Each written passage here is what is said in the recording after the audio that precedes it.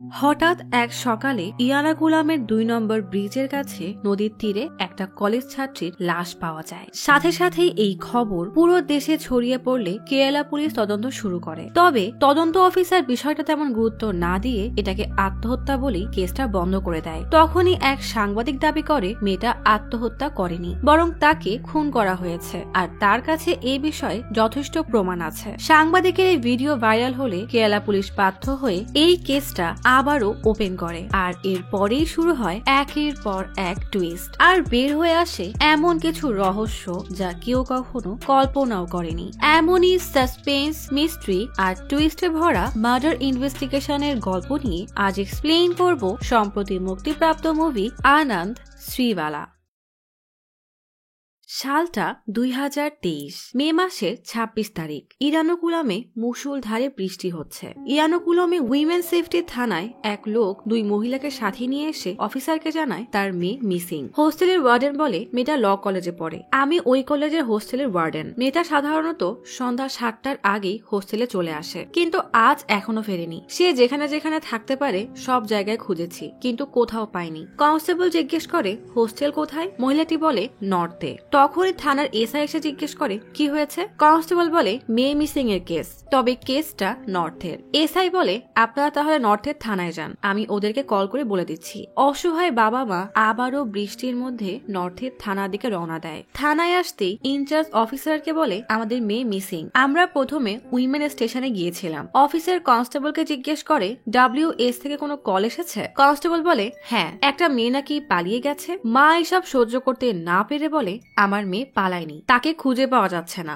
In charge কনস্টেবলকে বলে প্রথমে এরা এমনই বলে, পরে দেখা যায় মেয়ে পালিয়েছে। যাই হোক, ভেতরে আসেন। ওয়ার্ডেন বলে মেরিন ল কলেজে পড়ে, সাধারণত সন্ধ্যা ৭টার মধ্যেই ফিরে আসে, কোনো কারণে দেরি হলে জানিয়ে দেয়, কিন্তু আজ কল দেয়নি, আর তার নম্বরও বন্ধ।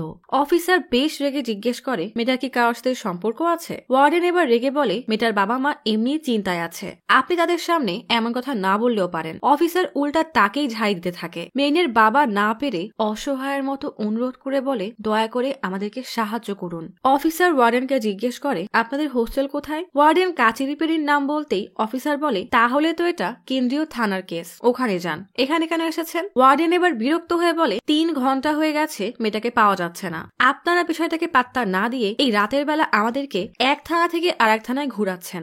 অফিসার বিরক্ত হয়ে বলে আপনারা চাইলে আমরা FIR লিখে দিতে পারি, কিন্তু মেয়েটাকে খোঁজাও তো জরুরি, তাই যেখানে গেলে কাজ হবে সেখানে যান। মেইনের বাবা অসহায় চাহনিতে মেইনের মায়ের দিকে তাকায়। এই ৩ জন এবার আসে কেন্দ্রীয় থানার সার্কেল ইন্সপেক্টর বেনি আব্রাহামের কাছে। বেনি রিপোর্ট পড়ে মেইনের ছবি দেখতে চাইলে বাবা তার মোবাইলে মেইনের ছবি বের করে দেখায়। বেনি মেইনের ছবি তার জুনিয়র সেতুকে দিয়ে বলে সব থানার পেট্রোলিং টিম আর কন্ট্রোল রুমে জানিয়ে দাও। মেইনের বাবা জয় বেশ ঘাবড়ে জিজ্ঞেস করে আমার মেয়েকে পাওয়া যাবে তো। বেনি সান্ত্বনা দিয়ে বলে হতে পারে মোবাইলের চার্জ শেষ হয়ে গেছে, তাই তাকে পাওয়া যাচ্ছে না, হয়তো কোনো বান্ধবীর বাসায় গেছে, চিন্তা করবেন না, আমরা খুঁজে নিয়ে আসবো, আপনারা এখন বাসায় যান। এরপর সেতুকে বলে সব হাসপাতালেও চেক করো যে কোনো অ্যাক্সিডেন্টের কেস আছে কিনা। বাবা মা এসব শুনে ভয় পেয়ে গেলে বেনি বলে ভয় পাওয়ার দরকার নেই, এগুলো আমাদের কাজের নিয়ম, মেইনকে আমরা পেয়ে যাব বলেই বের হয়ে যায়। সেতু সব পেট্রোলিং টিমকে মেইনের বিবরণ দিয়ে খুঁজতে বলে অ্যালার্ট করে দেয়। অবশ্য ওয়াকি টকিতে কেউ সেই খবর শুনছে বলে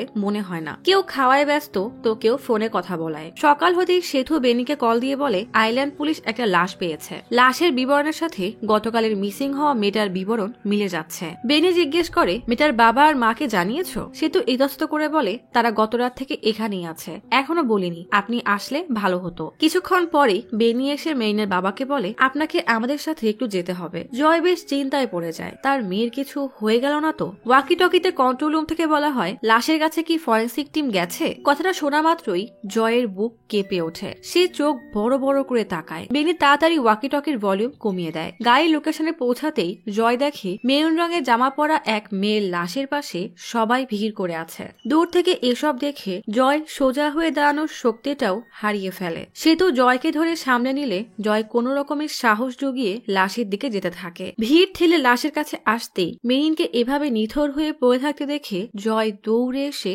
মেরিনকে বুকে জড়িয়ে হাহাকার করে কান্না করতে থাকে। কোনো বাবাই এই বিভৎস দৃশ্য দেখার কথা দুঃস্বপ্নেও ভাবে না। বাবা মা যেন শোকে পাথর হয়ে গেছে। মেরিনের লাশ দাফন করার জন্য কবরে আনা হয়। এদিকে খবরে বলা হয় এর্নাকুলামের ল কলেজের শিক্ষার্থীর কেসে মেরিন জয়ের বন্ধু রনিকে গ্রেফতার করা হয়েছে। বেনি মিডিয়াকে বলে রনি জনকে আত্মহত্যায় উৎসাহ দেওয়ার সন্দেহে গ্রেফতার করা হয়েছে। মেরিন এবং রনির কল আর মেসেজের বিস্তারিত সংগ্রহ করা হয়েছে, বাকিটা পরে জানাবো। রনিকে থানায় নেওয়ার সময় রনি মিডিয়াকে বলে সেদিন মেরিন বলেছিল চার্চ থেকে বের হয়ে আমাকে কল করবে। সাংবাদিক প্রশ্ন করে আপনার সাথে নাকি মেরিনের ঝগড়া হয়েছিল। রনি বলে ঝগড়া তো সব সম্পর্কেই হয়। তখনই পুলিশ থেকে টেনে থানায় নিয়ে যায়। মা বাবার চোখের সামনেই তাদের কলিজার টুকরোকে কফিনে করে কবরে দাফন করা হয়। একমাত্র মেয়েকে হারানোর যন্ত্রণা ভোলা এত সহজ না। তাই জয়ও তার মেয়ের কেসের সঠিক তদন্তের জন্য এডিজিপির কাছে আবেদন করে। মিডিয়া জয়কে জিজ্ঞেস করে আপনি পুলিশের তদন্তে খুশি না? তাহলে কি এডিজিপিকে পুলিশের তদন্তের বিরুদ্ধে অভিযোগ জানালেন? জয় বলে যে রাতে আমার মেয়ে নিখোঁজ হয়েছিল সেই রাতে আমরা সব থানায় গিয়ে মেয়েকে ফিরিয়ে আনার জন্য ভিক্ষা চেয়ে বেরিয়েছি। তখনও হয়তো আমার মেয়েটা বেঁচে ছিল। বলতে বলতেই কান্না করে দেয়। জয় নিজেকে কোন রকমের সামলে বলে আমরা শুধু এটুকু জানতে চাই আমার মেয়ের সাথে আসলে কি হয়েছিল। খবরে বলা হয় মেরিন জয়ের কেস ক্রাইম ব্রাঞ্চে ট্রান্সফার করা হয়েছে। রাস্তায় রাস্তায় মেরিন জয়ের মৃত্যুর আসল সত্য বের করার জন্য মোমবাতি মিছিল হয়। শ্রীবালা নামের এক ক্রাইম জার্নালিস্ট তার ক্যামেরাম্যান এলবিকে কলে বলে পিআর ডিপার্টমেন্টের ডাইনিটাকে বলো আমি স্টোরি নিয়ে আসছি। কথা বলতে বলতেই শ্রীবালা ট্যাক্সিতে উঠলে ড্রাইভার তার কাছে ওটিপি চায়। ওটিপি বললেই সেটা ম্যাচ হয় না। ড্রাইভার পেছনে ফিরে তাকাতেই দেখা যায় এটা তো মেরিন জয় কেসের সেই রনি যাকে পুলিশ গ্রেফতার করেছিল। রনি বলে আপনার নাম কি প্রিয়া? শ্রীবালা অবাক হয়ে তাকিয়ে থাকলে তখনই ট্যাক্সি যে কল করেছিল সে আসলে শ্রীবালা গাড়ি থেকে নেমে তার গাড়িতে ওঠে। শ্রীবালা অফিসে এসে পিআরের হেড সুমিতাকে বলে গত 1 বছরে কুচির 14 জন মেয়ে শিক্ষার্থী আত্মহত্যা করেছে। পুরো কেরালায় এমন 54টা কেস আছে। ঠিক 6 মাস আগে কুচি বন্দরে পুলিশ মেরিন জয় নামের একজন ল কলেজের স্টুডেন্টের লাশ পায়। পুলিশের তদন্ত অনুযায়ী মেয়েটা নাকি গোশ্রী ব্রিজ থেকে লাফ দিয়ে নিজেকে শেষ করেছিল। এরপর এই কেস সিবিআই কে ট্রান্সফার করা হয়। পুলিশ বলেছিল বয়ফ্রেন্ডের সাথে ঝগড়ার কারণে মেয়েটা আত্মহত্যা করেছে। এরপর ছেলেটাকে গ্রেফতার করে রিমান্ডে নেয়। কয়েকদিন পরে তাকেও ছেড়ে দেওয়া হয়। আমি ভেবেছিলাম এরপর হয়তো সে কোনো চাকরি পায়নি, কিন্তু এখন সে ট্যাক্সি চালায়। কেসটা এখন বন্ধ হয়ে গেল। মেয়েটার বাবা মা এখনো কোর্টে চক্কর কাটছে। তাই আমরা এই কেসটাকে নতুন করে সবার সামনে আনবো আর কেসের আসল সত্য বের করার চেষ্টা করব।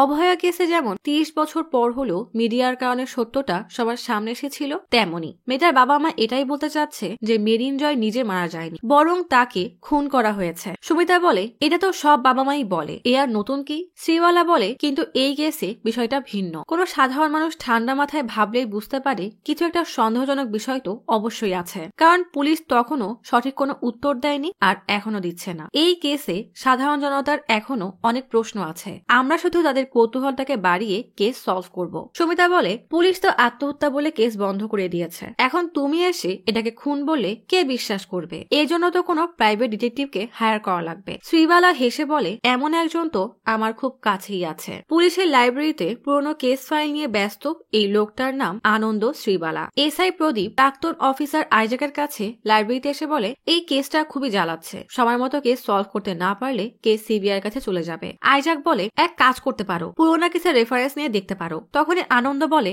এরানাকুলামে 27টার মতো হিট অ্যান্ড রান কেস আছে, তার মধ্যে 24টা কেস শুধু হিটের আর 3টা কেস অ্যাক্সিডেন্ট হিসেবে বলা হলেও আসলে সেগুলো ছিল পরিকল্পিত খুন। আপনার এই কেসে আপনি সেই রেফারেন্স ব্যবহার করতে পারেন। প্রদীপ অবাক হয়ে আইজাককে বলে একে নতুন জয়েন হয়েছে? আইজাক হেসে বলে না, কদিন পর পুলিশ হবে। হেড কনস্টেবল শ্রীবালার কথা মনে আছে? আনন্দ তারই ছেলে। প্রদীপ বলে শ্রীবালার এফআইআর তো আজও একাডেমিতে পড়ানো হয়। আইজাক বলে আনন্দ প্রায় এই লাইব্রেরিতে এসে পুরনো ফাইল পড়ে, এরপর এমন এমন পয়েন্ট খুঁজে বের করে যা আমরা কেউ কখনো লক্ষ্যই করব না। এভাবে সে অনেক জটিল কেস সহজে সমাধান করেছে। আনন্দ বলে আমি তাহলে আসি, আজ কোম্পানিতে আমার ইন্টারভিউ আছে। আসলে পুলিশ হওয়ার আগ পর্যন্ত কাজ করে পেট তো চালাতে হবে, তাই না? কিছুক্ষণ পরেই কোম্পানিতে ইন্টারভিউ শুরু হলে সবাইকে এক এক করে প্রশ্ন করা হয়। আনন্দ সব প্রশ্নের উত্তর পূর্ণ আত্মবিশ্বাসের সাথে দিলেও হঠাৎ একজন বলে আপনার নামের সাথে আপনার মায়ের নাম জড়িত, বিষয়টা খুব সুন্দর, তা আপনার মায়ের সম্পর্কে কিছু বলুন। প্রশ্নটা শোনা মাত্রই আনন্দ কেন যেন অস্বাভাবিক আচরণ শুরু করে। তাড়াতাড়ি পকেট থেকে একটা এংজাইটি রিলিফ ডিভাইস বের করে জোরে জোরে চাপতে চাপতে পাশের মেয়েটার দিকে তাকিয়ে বলে মা। সবাই অবাক হয়ে তার দিকে তাকায়। হঠাৎ তখনই আনন্দের কল্পনায় তার মা সামনে এসে বলে ভয় পাচ্ছিস কেন? বল। ওরা কিছু জিজ্ঞেস করেছে। সাথে সাথেই আনন্দ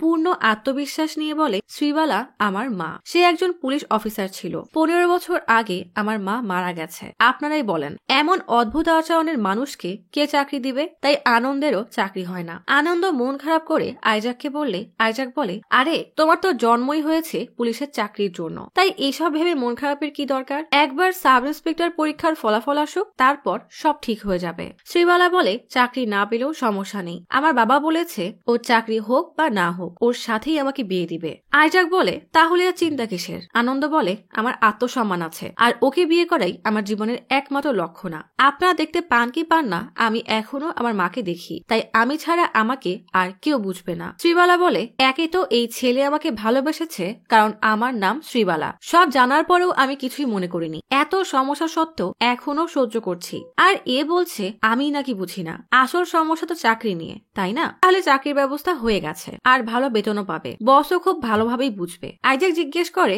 তা বসের নাম কি আর কাজের নাম কি? শ্রীবালা মুচকি হাসি দিয়ে বলে, বস তো আমি, আর কাজের নাম ক্রিয়েটিভ সাপোর্ট। আসলে আপনার জন্য যে কাজ করে, মানে কেসের তদন্ত, সেটা এখন আমার জন্য করবে। ব্যাস। পরের দিন সকালে আনন্দ ক্রিয়েটিভ সাপোর্টে নতুন জব শুরু করে। শ্রীবালা মেইনের বাবা মা জয় আর তার স্ত্রীর ইন্টারভিউ নিতে আসে। শ্রীবালা বলে, জনগণের উৎসাহ সময়ের সাথে সাথে শেষ হয়ে গেল, দুইজন ব্যক্তি এখনো মেইনের ন্যায় বিচারের জন্য লড়াই করে যাচ্ছে। শ্রীবালা জয়কে জিজ্ঞেস করে, আপনার কি মনে হয় আপনার মেয়ে আত্মহত্যা করেছে? জয় বলে, আমরা কি মানি না মানি সেটা বিষয় না, বিষয়টা হলো সত্যের, আর আমার মেয়ে কখনোই নিজেকে শেষ করতে পারে না। শ্রীবালা বলে, শেষবার মেইনের সাথে কি কথা হয়েছিল বলতে পারবেন? মেইনের মা মেরি বলে, মেরিন কলেজের ক্যান্টিন থেকে কল দিয়ে বলেছিল বাবাকে বলবে আমি খুব ভালো মার্ক নিয়ে পাশ করেছি, আর তুমি জলদি খাবার নিয়ে হোস্টেলে আসো। মেরি অবাক হয়ে জিজ্ঞেস করে, কেন, তুমি বাসায় আসবে না? মেইন বলে, আসলে সোমবার একটা প্রজেক্টের কাজ আছে, তাই এখানেই থাকতে হবে, তুমি চলে আসো। আমার ফোনে বেশি চার্জ নেই, বন্ধ হয়ে যেতে পারে, এখন তাহলে রাখি। মা কিছু বলার আগেই কল কেটে দেয়। মেরি বলে, সেদিন মেইনের গলা শুনে একটুও মনে হয়নি সে কোনো কারণে কষ্টে আছে, এমনকি পরীক্ষায়ও খুব ভালো মার্ক নিয়ে পাশ করেছিল। বলতে বলতেই মা কান্না করতে থাকে। মেইনের মাকে এতটা কান্না করতে দেখে আনন্দের বেশ অস্বস্তি বোধ হয়, তাই সে নিজেকে সামলাতে সেখান থেকে বের হয়ে হাঁটতে হাঁটতে এক রুমের বিছানায় বসে পকেট থেকে ডিভাইসটা বের করে নিজেকে শান্ত করার চেষ্টা করে। হঠাৎ সামনের দেওয়ালে কিছু একটা দেখে আনন্দ অবাক হয়ে তাকিয়ে থাকে। দেখা যায় দেওয়ালে মেইনের ছোটবেলা থেকে বড়বেলার সব ছবি। আনন্দ বুঝে যায় এটা মেইনের রুম, তাই আশেপাশে ঘুরে দেখতে থাকে। রিডিং টেবিলের ড্রয়ার খুলতেই দেখে তাতে একটা ইনহেলার। এরপর পাশে জানালা খুলতেই দেখে কিছুটা দূরেই নদী। এদিকে জয় তখন শ্রীবালাকে বলে, সেদিন 5:30টায় মেইনকে কল দিলে মেইনের নম্বর বন্ধ পাই, একইভাবে 6:30 পর্যন্ত কল দিলেও বারবার তার নম্বর বন্ধ পাই। তখন মনে নানা রকমের দুশ্চিন্তা হচ্ছিল, তাই ওয়ার্ডেনকে কল করি। হঠাৎ আনন্দ এসে জিজ্ঞেস করে, মেইন কি সাঁতার পারত? জয় বেশ অবাক হলেও বলে, মেইন ছোটবেলা থেকেই পানি ভয় পেত। আনন্দ জিজ্ঞেস করে, মেইনের কি শ্বাসকষ্টের রোগ ছিল? জয় বলে, হ্যাঁ, 8 বছর বয়স থেকেই ওর শ্বাসকষ্টের রোগ। আনন্দ বলে, আপনার কাছে কি মেইনের এফআইআর আর পোস্টমর্টমের কপি আছে? তাহলে আমাকে দেখান।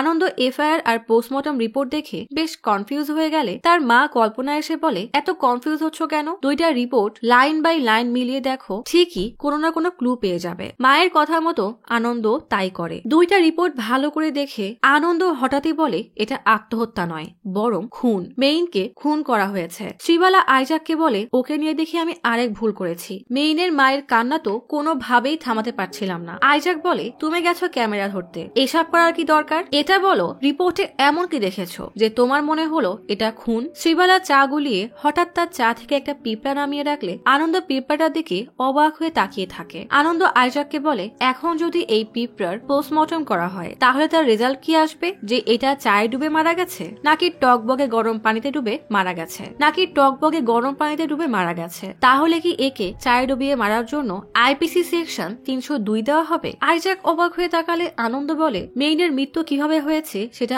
আমরা দুইভাবে বের করতে পারি, এক প্রমাণ দিয়ে আর অপরটা সাইকোলজিক্যালি। পুলিশের রিপোর্ট অনুযায়ী পানিতে লাফ দেওয়ার 12 ঘন্টা পর মেইনের লাশ কোচি বন্দরে পাওয়া গেছে, কিন্তু 12 ঘন্টা পানিতে থাকার পরও মেইনের লাশে কোনো পরিবর্তন হয়নি। সেটা দেখতে একদম একই রকমের ছিল। এছাড়াও তার পেটে কেবল 150 ml পানি পাওয়া গেছে। শ্রীবালা বলে, তাহলে সাইকোলজিক্যালি কিভাবে প্রমাণ হবে? আনন্দ বলে যে মেয়েটা পানিকে ভয় পায়, 8 বছর বয়স থেকে শ্বাসকষ্টের জন্য ইনহেলার নেয়। পুলিশ বলছে সে মেয়েটা নাকি ইডাপালে চার্চ থেকে গাড়ি নিয়ে গোশ্রী 1 নম্বর ব্রিজ পার হয়ে আরো উপরের ব্রিজ গোশ্রী 2-এ উঠে নিচে লেকের দিকে তাকিয়ে তারপর তাতে লাফ দিয়ে নিজেকে শেষ করে দিয়েছে। এতে কোনো যুক্তি কি আদেও আছে? শ্রীবালা বলে যে আত্মহত্যা করতে যাচ্ছে তার থেকে যুক্তি খোঁজাটা বোকামি। আনন্দ বলে, আত্মহত্যা করতে গিয়েও বেঁচে ফিরেছে এমন কারোর সাথে কখনো কথা বলেছো? বেশিরভাগ মানুষই সুস্থ মস্তিষ্কে এই সিদ্ধান্ত নেয়, কারণ সে তার জীবন থেকে সব আশা হারিয়ে ফেলেছে। তবে তাদের বুদ্ধি যে তখন লোপ পেয়ে যায় বিষয়টা এমন না। কিছুক্ষণ পর বাসায় ফেরার সময় শ্রীবালা বলে, আমি একটা কাপল প্যাকেজ পেয়েছি, চলো ঘুরে আসি। কে শোনে কার কথা? আনন্দ জিজ্ঞেস করে, 12 ঘন্টায় কেবল 150 মিলিলিটার পানি, এটা কিভাবে সম্ভব? শ্রীবালা রেগে আনন্দকে বাসায় নামিয়ে বলে, মেইনের কেস আমাদের চ্যানেলের রেটিং বাড়ানোর জন্য সামান্য একটা এপিসোড, এর থেকে বেশি আমরা এই কেসে জড়াবো না, বুঝেছো? বলেই চলে যায়। আনন্দের গোয়েন্দা মনকে রাজি করা কি এতটাই সহজ? তবে বাসায় এসে বারান্দায় দাঁড়াতেই কল্পনায় মা এসে বলে, মেইনের কেস হাজারটা রহস্যে ঘেরা, আর তুমি তাকে ন্যায় বিচার পাইয়ে দিতে চাও, সেটাও ঠিক আছে, কিন্তু এখন তোমার শ্রীবালার কথা শোনা উচিত। মায়ের কথা শুনে শ্রীবালাকে কল করতেই শ্রীবালা কল কেটে দেয়। তখনই বাইরে বাইকের হর্ন শুনে আনন্দ বের হতেই দেখে শ্রীবালা নিচেই দাঁড়িয়ে আছে। তার মানে এই কেসে কাজ করতে শ্রীবালাও রাজি। পরের দিন শ্রীবালা আনন্দকে তার অফিসের সবার সাথে পরিচয় করিয়ে দেয়। শ্রীবালা সে নদীতে আসে যেখানে মেইনের লাশ পাওয়া গিয়েছিল। আনন্দ একদিন খবর পায় সে এসআই এর পরীক্ষায় পাশ করেছে। খুশির সংবাদটা আইজাককে জানাতেই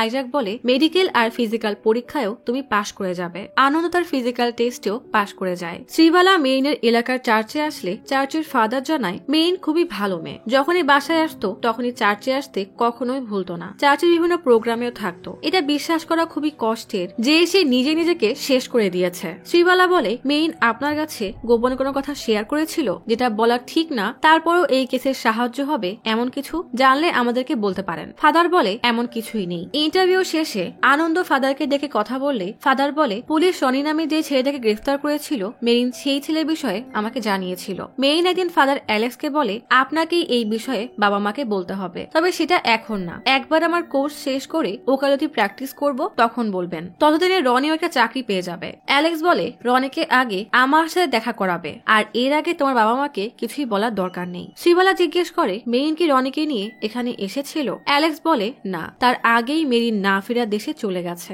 তবে রনি প্রায় এখানে এসে মেইনের কবরে মোম জ্বালিয়ে যায়। আমার মনে হয় মেইনের মৃত্যুর বিষয়ে অনেক কিছুই জানা বাকি, কারণ পুলিশ যে তুচ্ছ কারণ বলেছে সেই কারণে মেরিন কখনোই আত্মহত্যা করবে না, সে মোটেও এমন ছিলই না। শ্রীবালা এবং আনন্দ রনির কাছে এসে বলে, আমি তোমাকে কয়েকবার কল দিয়েছি কিন্তু তুমি রিসিভ করনি। রনি বিরক্ত হয়ে বলে, কতবার বলবো যে আমি ক্যামেরার সামনে কিছু বলতে পারবো না? আনন্দ বলে, আমরা এখানে ইন্টারভিউ নিতে আসিনি, শুধু 2 মিনিট কথা বলতে এসেছি। রনি বলে, আমার কিছুই বলার নেই, সবাই ভেবেই নিয়েছে আমার কারণে মেরিন মারা গেছে, সবাই সেটাই ভাবতে থাকুক, বলেই গাড়ি নিয়ে চলে যায়। শ্রীবালা জিজ্ঞেস করে, পুলিশ কি তাহলে সত্যি বলছে যে মেরিন রনির সাথে ঝগড়া করে আত্মহত্যা করেছে? আনন্দ বলে, মেরিন 14ই ফেব্রুয়ারিতে ভ্যালেন্টাইন্স ডে এর বদলে কাশ্মীরের পুলওয়ামা ডে মনে রাখাটা বেশি গুরুত্বপূর্ণ মনে করত। যে মেয়ে এতটা লজিক্যাল ছিল সে কখনোই বয়ফ্রেন্ডের জন্য আত্মহত্যা করতে পারে না, এর পেছনে নিশ্চয়ই অন্য কোনো রহস্য লুকিয়ে আছে। মেইনের কলেজের ব্যাচমেটরা মেইনেরই বদনাম করে, কেউ বলে অনেক ছেলের সাথে ঘুরে বেড়াতো, আবার কেউ বলে রেজাল্ট ভালো হয়নি তাই মন খারাপ করে একা একাই বের হয়ে গিয়েছিল। পুলিশের কাছে জিজ্ঞেস করলে তারা বলে মেয়েটা আত্মহত্যা করেছে। শ্রীবালা মেইনের হোস্টেলে গিয়ে ওয়ার্ডেনের ইন্টারভিউ নিতে আসলে ওয়ার্ডেন ক্যামেরা দেখে বিরক্ত হয়ে মানা করে দেয়। শ্রীবালা মেইনের কেসের ইনচার্জ অফিসারের কাছে আসলে সে বলে, রনি নামের ছেলেটাকে চিনি, সে একটু বদমেজাজি, হতে পারে রাগের মাথায় মেইনের উপর অ্যাটাক করেছিল। শ্রীবালা জিজ্ঞেস করে, আইল্যান্ড পুলিশের রিপোর্ট অনুযায়ী মেইন গোশ্রী ব্রিজের 1 নম্বর থেকে ঝাঁপ দিয়েছিল, কিন্তু পরে কোর্টে বলা হয় ব্রিজ নাম্বার 2 থেকে ঝাঁপ দিয়েছিল। বেনি বলে, তখন কনফিউশন হয়েছিল, কারণ যে প্রত্যক্ষ সাক্ষী ছিল সে বলেছিল 1 নম্বর ব্রিজ থেকে হাঁটতে দেখেছিল, কিন্তু তার লাশ 2 নম্বর ব্রিজে পাওয়া যায়, তাই লোকাল পুলিশ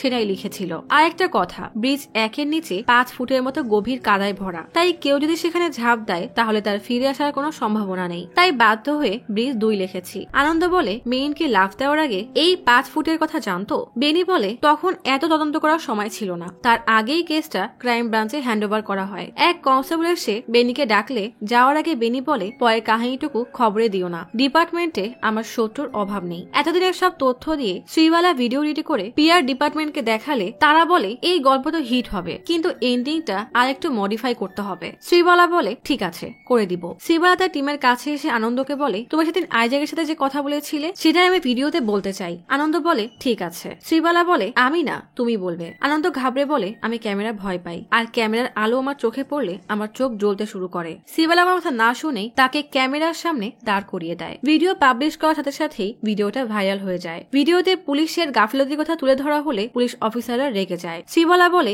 কেন লাশ পাওয়ার পর মেইনের ফোন, চেন কিংবা ব্যাগ কোনো কিছুই উদ্ধার করা হয়নি। ভিডিও ছড়িয়ে পড়লে মেইনের কেসটা নিয়ে নতুন করে আলোচনা শুরু হয়। মেইনের বাবা মা আর মেইনের ব্যাচমেট মেইনের ন্যায় বিচার পাওয়ার জন্য আন্দোলন শুরু করে। মেইনের বাবা জয় বলে 6 মাস ধরে ন্যায় বিচারের জন্য এই দরজা ওই দরজায় ঘুরেছি, কিন্তু কোনো উত্তরই পাইনি। পুলিশের কথায় আর বিশ্বাস করতে পারছি না, কারণ তারা মেইনের মৃত্যুর সঠিক কারণও দেখাচ্ছে না। এরপরে আনন্দের ভিডিও পাবলিশ করলে সেটাও সাথে সাথে ভাইরাল হয়ে যায়। আনন্দ কেরালা পুলিশের গাফিলতির কথা বলে তারা যদি এমন ভুল করতে পারে তাহলে ভবিষ্যতে যে কেউ এমন কাজ করে পার পেয়ে যাবে। তাই কেরালা পুলিশের উচিত তদন্ত করে মেইনকে ন্যায় বিচার পাইয়ে দেওয়া। এই খবর ডিএসপি শঙ্কর তার গাড়িতে বসে দেখছে। খবর দেখতে দেখতেই সে ডিআইজি রুমে আসে। সেখানে আগে থেকেই এসপি অজিত বসে আছে। শঙ্কর আসলে ডিআইজি বলে মেইন কেসটা পুরো ডিপার্টমেন্টের জন্য মাথা ব্যথা হয়ে দাঁড়িয়েছে। শঙ্কর আর অজিত বলে আজকালকার ছেলেমেয়েরা যে কোনো বিষয় পেলেই আন্দোলনে নেমে যায়, এটাকে সিরিয়াস ভাবে নেওয়ার কিছুই নেই। ডিআইজি বলে কোর্ট মেইনের বাবা মায়ের পিটিশন অনুযায়ী কেস রিওপেন করছে। এসপি তোমার নাম সাজেস্ট করলো, তাই তোমাকে পুনরায় তদন্তের দায়ভার দিলাম। শঙ্কর বলে এই কেসের ইনচার্জ শিবরাম স্যার আমার অনেক কাছে ছিল, আমরা এই কেস নিয়ে অনেকবার আলোচনা করেছি। আমার মতে এটা আত্মহত্যা। ডিআইজি বলে আমরা মিডিয়ার ভয়ে কেস রিওপেন করছি না, আদালতকে সম্মান করি তাই তার আদেশ মানছি। আমি তোমাকে 14 দিনের সময় দিলাম, তুমি ঠিকভাবে তদন্ত করে চার্জশিট জমা দিবে। শঙ্কর টিসা আর রজিতকে নিয়ে একটা ছোট টিম বানায়। তারা ফরেন্সিক ডক্টরের সাথে কথা বলতে আসলেও ডক্টর ব্যস্ত থাকায় শঙ্করদেরকে সময় দিতে পারে না। বিরক্ত হয়ে শঙ্কর টিসাকে বলে তুমি এখানে থাকো, নতুন এক ডক্টরের সাথে কথা বলে ক্রস চেক করবো। আর রজিত তুমি কলেজে গিয়ে যারা ইন্টারভিউ দিয়েছিল সেগুলো ভেরিফাই করো। এক লোক ভেতরে এসে বলে আরো 30 মিনিট সময় লাগবে। লোকটা কিছু একটা বললে শঙ্কর অবাক হয়ে যায়। ভেতরে গিয়ে দেখে সেখানে আনন্দ দাঁড়ানো। শঙ্কর তার পরিচয় দিয়ে বলে আমি ডিএসপি শঙ্কর, মেইন কেসে নতুন তদন্ত অফিসার। জানতে পারলাম তোমার মেডিকেল টেস্ট হচ্ছে, তাই দেখা করতে আসলাম। তোমার শো আমি দেখেছি, প্রশ্নগুলো ভালোই ছিল, কিন্তু কেরালা পুলিশ এগুলো আগেই ক্রস চেক করেছিল আর এটা প্রমাণিত যে মেরিন আত্মহত্যা করেছে। আনন্দ কিছু বলতে গেলেই শঙ্কর ডক্টরকে জিজ্ঞেস করে ওর মেডিকেল কমপ্লিট। ডক্টর হ্যাঁ বললে শঙ্কর কংগ্রাচুলেট করে আনন্দের হাত শক্ত করে চেপে ধরে বলে কেরালা পুলিশের স্বাগতম। তোমার বাসা কোথায়, বাবা কি করে? আনন্দ বলে বাবা ছোটবেলাতেই মারা গেছে। পাশ থেকে একজন বলে ওর মাও পুলিশ ছিল। শঙ্কর আনন্দের হাতটা জোরে চাপ দিয়ে জিজ্ঞেস করে কোন থানায়, নাম কি ছিল? মায়ের কথা শুনলেই আনন্দ কেমন যেন হয়ে যায়। ঠিক তখনই আনন্দের মা আনন্দের পিঠে হাত রেখে আবারও সাহস দিয়ে বলে ভয় পাচ্ছিস কেন, তুই এখন পুলিশ, সাহস নিয়ে জবাব দে। মৃত মায়ের সাথে কথা বলতে দেখে শঙ্কর অবাক হয়ে ভাবে এ নিশ্চয়ই কোনো পাগল। এবার আনন্দ শঙ্করের হাত জোরে চেপে ধরে বলে আমার মা 15 বছর আগে মারা গিয়েছিল, তার নাম শ্রীবালা, সে হেড কনস্টেবলের চাকরি করত। শঙ্কর কোনো রকমে হাত ছাড়িয়ে নেয়। আইজাক শঙ্করের সাথে দেখা করতে এসে বলে আপনি রিক্রুটমেন্ট টিমকে প্রমাণ দেখিয়েছেন আনন্দ 4 বছর ধরে ওষুধ খাচ্ছে, এখনো সে সাইকোলজিক্যাল ট্রিটমেন্ট করাচ্ছে। শঙ্কর বলে আমি ডিপার্টমেন্টের প্রতি আমার দায়িত্ব পালন করেছি, আপনিই বলেন এমন মানুষের কি পুলিশে থাকা উচিত? আইজাক বলে স্যার আনন্দ 12 বছর বয়সে নিজের চোখের সামনে তার মাকে মারা যেতে দেখেছে, এখনো সেই শোক কাটিয়ে উঠতে পারেনি, এই জন্য সে চারপাশে তার মাকে অনুভব করতে পারে, কিন্তু তার মধ্যে মানসিক রোগের অন্য কোনো বৈশিষ্ট্য নেই যেটা আপনি উল্লেখ করেছেন। শঙ্কর বলে পুলিশে জয়েন করার পরে ওর মায়ের বয়সী কাউকে দেখে যদি নার্ভাস হয়ে যায় তখন কেস কে সামলাবে? আইজাক বলে এটা ওর স্বপ্ন, কিন্তু এখন আপনার ইগোর জন্য সেটা নষ্ট হয়ে যাবে। শঙ্কর বলে এটা কোনো ইগো না, আমি সেটুকুই করছি যেটা ডিপার্টমেন্ট আমাকে দিয়েছে। আইজাক কিছু বলতে গেলে শঙ্কর বলে আনন্দের সাথে আমার কোনো শত্রুতা নেই, আনন্দকে বলেন ট্রিটমেন্ট কমপ্লিট করে পরের বছর পরীক্ষা দিতে, না হলে ওকে বোঝান মানসিক রোগীর পুলিশের চাকরি হয় না। আইজাক বলে আমাদের ডিপার্টমেন্টে কয়জন পুলিশ মানসিকভাবে সুস্থ? আমি আপনাকে অনেকজন দেখাতে পারবো যারা ডিপ্রেশনে ভুগছে। আইজাক বলে আমি আপনাকে স্যার ডেকেছি র্যাঙ্কের জন্য, ডিপার্টমেন্টকে ভালোবাসি তাই। শঙ্কর বলে আমি আপনাকে সম্মান করি, কিন্তু আপনার ছেলেকে বোঝান আমরা এই কেস বন্ধ করে দিব, 14 দিনের মধ্যে পেপার সাবমিট হবে, আর ফাইনাল রেজাল্ট মেরিন আত্মহত্যা করেছে বলেই শঙ্কর চলে যায়। বাইরে আনন্দ অপেক্ষা করছে। শঙ্কর আনন্দকে দেখে ডেকে বলে তুমি ভেতরে গেলে না কেন? আনন্দ বলে এই চাকরি আমার স্বপ্ন, প্লিজ একটাবার আমাকে সাহায্য করুন। শঙ্কর হাসি মুখে বলে তুমি ট্রিটমেন্ট শেষ করো তারপর চাকরি করো, আর আমি তোমার উপর রেগে নেই, তোমার ফোনটা দাও। আনন্দ ফোন ওপেন করে দিলে শঙ্কর নম্বর টাইপ করে বলে এটা আমার নম্বর, কোনো দরকার পড়লে কল দিও, তবে চাকরির জন্য কল দিবে না, হাসপাতাল কিংবা সাইকিয়াট্রিস্টের জন্য, আর তোমার মাকে আমার সম্মান দিও। রাতে বেশ বৃষ্টি হচ্ছে। আনন্দ বেলকনিতে দাঁড়িয়ে দাঁড়িয়ে কান্না করছে। মা এসে ডাক দিলে আনন্দ বলে, আমি হেরে গেছি মা, আমি আর কখনোই পুলিশ হতে পারবো না, আমি চলে যাব যদি তুই কাউকে ভয় না পাস। আনন্দ বলে, তুমি যেও না, তোমাকে ছাড়া আমি থাকতে পারবো না, আমি সব কিছুতেই ভয় পাই। মা সান্ত্বনা দিয়ে বলে, কান্না করিস না, যারা তোকে ছুড়ে ফেলেছে তাদের বিরুদ্ধে জয়ী হতেই হবে। আনন্দ বেশ সাহস নিয়ে শঙ্করকে কল দিয়ে বলে, আপনি এবং আপনার ডিপার্টমেন্ট 2 সপ্তাহ পরে যে রিপোর্ট সাবমিট করবেন আমি সেটাকে মিথ্যা প্রমাণ করব এবং পাবলিকের সামনে একটা রিপোর্ট সাবমিট করব। সেই রিপোর্ট প্রমাণ করবে খুনকে আপনারা কিভাবে আত্মহত্যা বলছেন এবং আসল খুনিকে সেটাও রিপোর্টে লেখা থাকবে। শঙ্কর হেসে বলে, ঠিক আছে, দেখা যাবে কে জেতে, শ্রীবালার ছেলে নাকি কেয়ালার পুলিশ। আনন্দ মায়ের দিকে তাকিয়ে বলে, আমি মেইনের কেসের সত্যতা সবার সামনে আনবো। পরের দিন ডিআইজি শঙ্করকে কেস সম্পর্কে জিজ্ঞেস করলে শঙ্কর বলে, শিবরাম স্যারের ইনভেস্টিগেশনই ঠিক, 90% শিওর এটা আত্মহত্যা। ডিআইজি জিজ্ঞেস করে, আর বাকি 10%? দেখো, কেরালা পুলিশের সম্মান যেন বাকি 10%-এর জন্য চলে না যায়। ওই ছেলের সাহস আছে পটে। শঙ্কর বলে, ও একটা পাগল, ক্যামেরার সামনে এসে আবল তাবল বলেছে। ডিআইজি বলে, আমি ওর ভিডিও দেখেছি, ওর প্রত্যেকটা প্রশ্ন যুক্তিসঙ্গত, কোনো পাগল এমন বলতে পারে না। তুমি তোমার ইগো সাইডে রেখে মন দিয়ে তদন্ত করো। শঙ্কর কিছু বলতে গেলে ডিআইজি পাত্তা না দিয়ে চলে গেলে শঙ্করের বেশ রাগ হয়। এদিকে আনন্দ ড্রয়ার থেকে মেইন কেস সম্পর্কিত যা কিছু আছে সব নিয়ে বোর্ডে লাগিয়ে একটার সাথে আরেকটার লিঙ্ক বের করার চেষ্টা করে। সেই দিনই শ্রীবালার অফিসে আনন্দ এবং আইজাক গিয়ে আইজাক শ্রীবালাকে কিছু একটা কাজ করে দেয়। তখনই সেখানে শঙ্কর এসে আইজাককে বলে, আপনাকে পুলিশ ডিপার্টমেন্ট টাকা দেয় নাকি টিভি চ্যানেল? আইজাক বলে, ওরা ডেকেছিল তাই এসেছি। শঙ্কর আনন্দকে টিটকারি দিয়ে বলে, তোমার কোনো ফাইল লাগলে আমাকে বলো, মনে রেখো আর মাত্র 10 দিন বাকি। আইজাক বলে, পুলিশকে সাহায্য করতে চাইলে আমার সাথে চলুন, আপনাকে দরকার আছে। শঙ্কর মেইনের বাবা মাকে ডেকে বলে, পুলিশের উপর বিশ্বাস ভেঙে সিবিআই কাছে বিচার চাওয়া সহজ, কিন্তু তারা কোনো জাদুকর না, এমন কোনো সাসপেক্ট ধরে আনবে যা দুনিয়াতেই নেই। এদিকে আনন্দ চার্চের ফাদারকে জিজ্ঞাসাবাদ করার পরে ক্যামেরার ফুটেজ চেক করে। টেসা বলে, ফুটেজ অনুযায়ী মেইন 5:32 হেঁটে যায়। শ্রী বলে, হাইকোর্টে দেখানো ফুটেজ বলছে মেইন 5:55 হেঁটে ব্রিজের কাছে যায়। হারি বলে, ফুটেজে মেইনকে ব্রিজের কাছে 6টা থেকে 6:10 মধ্যে যেতে দেখা যায়। আইজাক বলে, এত কম সময়ে ট্রাফিকের জ্যাম পার করে পৌঁছালো কিভাবে? আনন্দ বলে, পুলিশরা মেইনের সেখানে যাওয়ার কথা বলেছে, কিন্তু কিভাবে গেছে সেটা বলেনি। শঙ্কর ফুটেজে খেয়াল করে চার্চ থেকে বেরিয়ে মেইন বামে গিয়েছিল। টেসা বলে, 5 মিনিট পরে সে ফিরেও এসেছে। আনন্দ খেয়াল করে হাঁটার সময় মেরিন তার ব্যাগকে শক্ত করে জড়িয়ে ধরেছিল, যেন তার ব্যাগে গুরুত্বপূর্ণ কিছু আছে। শঙ্কর হরিকে বলে, চার্চের আশেপাশে সকল দোকানদারকে মেইনের ছবি দেখাও, যদি তারা কোনো তথ্য দিতে পারে তাহলে ভালো হবে। একদিকে পুলিশ তো অন্যদিকে আনন্দ। চার্চের আশেপাশের দোকানগুলোতে মেইনের ছবি দেখালেও কোনোই ক্লু পায় না। সব খোঁজ নেওয়া শেষে আনন্দ একটা শোপিসের দোকানে আসে। সেই দোকান থেকে আনন্দ জানতে পারে মেইন সেদিন এখানে এসেছিল। মেইন সেই দোকানে প্রায় যেত, কারণ মেইন তার বাসার জন্য বিভিন্ন ধরনের শোপিস কাস্টমাইজ করে অর্ডার করত। সেদিন কারো জন্মদিন থাকায় আগের অর্ডার করা শোপিস নিতে গিয়েছিল। আনন্দ বাসায় গিয়ে মেইনের সকল ফ্রেন্ডকে কল দিয়ে জিজ্ঞেস করে মেইন তাদের কাউকে গিফট দিয়েছিল কিনা। শ্রীবালা মেইনের সোশ্যাল মিডিয়া সার্চ করে দেখে আনন্দের কাছে এসে বলে, ওই দিন কারোরই জন্মদিন ছিল না, কিন্তু এমন একজনকে পেয়েছি যার সাথে মেইনের অনেক ছবি পোস্ট করা আছে। আনন্দ নাম জিজ্ঞেস করলে শ্রীবালা বলে, হানা পল। শঙ্কর হানার বাসায় এসে জিজ্ঞেস করে, আপনি তো মেইনের বেস্ট ফ্রেন্ড, আপনাদের পোস্ট দেখি তো তাই মনে হচ্ছে। তার মৃত্যুর আগে মেইনের মানসিক পরিস্থিতি কেমন ছিল? সে কি অস্বাভাবিক কিছু বলেছিল? ভয়ে হানা কাঁদতে কাঁদতে বলে, না। শঙ্কর বলে, ভয় পাওয়ার দরকার নেই, তদন্তে আমরা আসল কারণ পাচ্ছি না, তাই এমনিই জিজ্ঞেস করতে এসেছি। হানা বলে, মেইন মারা যাওয়ার আগে আমাকে কল দিয়েছিল। বলি অঝরে কান্না করতে করতে বাবার দিকে তাকায়। হানার বাবা শঙ্করকে বলে, আপনার সাথে কিছু কথা ছিল, একটু বাইরে আসুন। বাইরে গেলে হানার বাবা বলে, হানা এখনো মানসিক ট্রমায় আছে। মেইনের মৃত্যুর আগেই তার ভাইয়ের মৃত্যু হয়। এই 2 মৃত্যুর শোক সে এখনো কাটিয়ে উঠতে পারেনি। আসলে সেদিন মেইন কল করে একটা ড্রাগস চেয়েছিল। শঙ্কর জিজ্ঞেস করে, কেমন ড্রাগস? হানার বাবা বলে, দয়া করে রেকর্ড করবেন না। আসলে হানা 8 মাস আগে ডিপ্রেশনের ওষুধ ওভারডোজের কারণে হাসপাতালে ছিল। তখন মেইন তাকে সুস্থ হতে সাহায্য করে। পরে আমরা জানতে পারি হানা আত্মহত্যার চেষ্টা করেছিল। সেই ওষুধ নেওয়ার জন্য প্রেসক্রিপশনের দরকার পড়বে কিনা তা জানার জন্য মেইন সেদিন হানাকে কল করেছিল। সব শোনার পরে গাড়িতে বসে শঙ্কর তার টিমের সাথে আলোচনা করে সিদ্ধান্ত নেয় তারা এই কেস ক্লোজ করে দিবে।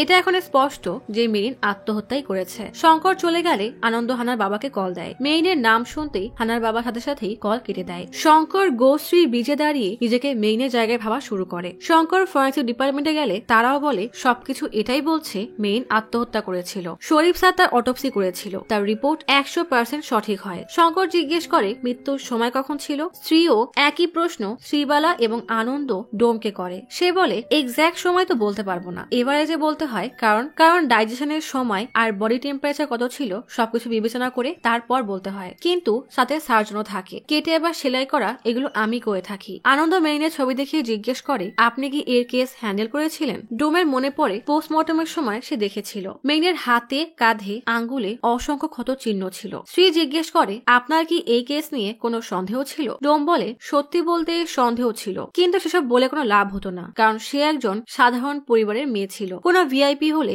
এতদিনে ঝড় উঠে যেত। আমি 35 বছর ধরে দেখছি। আনন্দ বলে, আপনার যদি কোনো সন্দেহ থাকে আমাদেরকে বলুন। ডোম তার ডায়েরি খুলে একটা পেজ দেখে বলে, প্রথমত লাশটা পানিতে 4 থেকে 5 ঘন্টার মতো ছিল। এটা শুনে আনন্দ অবাক হয়ে যায়, কিন্তু পানিতে থাকার পরও শরীরটা কুকড়ে যায়নি আর তাকে কোনো মাছেও কামড় দেয়নি। তখন কোচিতে বায়ো ইলুনেসেন্টের সিজন ছিল, কিন্তু সেই দাগও প্রকাশ পায়নি। শ্রী জিজ্ঞেস করে, অন্য কিছু দাগ ছিল? ডোম বলে, বুঝতে পারছি কি বলতে চাচ্ছ, কিন্তু মেয়েটার সাথে কোনো অন্যায় হয়নি। শরীরের দাগগুলো এমন ছিল যেন কেউ তাকে টানা হিচড়া করেছিল। কানের দুলও অর্ধেক ভাঙা ছিল, আঙ্গুলেও কিছু দাগ ছিল। আমি প্রথম যখন তাকে অটোপসি টেবিলে দেখেছিলাম শুধু সেটুকুই বলেছি। এখন যদি তুমি বডি পাওয়ার সময়কার কথা জানতে চাও তাহলে তোমাকে থন্ডিকুটামের সাথে কথা বলতে হবে। আইজাক এবং আনন্দ থন্ডিকুটাম মানে যে প্রথম মেইনের লাশ উঠিয়েছিল তার সাথে কথা বলতে আসে। থন্ডি বলে, পুলিশ যখন ডেকেছিল আমি তখন এসেছিলাম। লাশ 50 মিটার দূরে শ্যাওলার মধ্যে ছিল। আইজাক বলে, কেন? ওই মেয়ে লাফ দিয়ে মারা যাওয়ার পরে লাশ ভাসছিল না? থন্ডি বলে,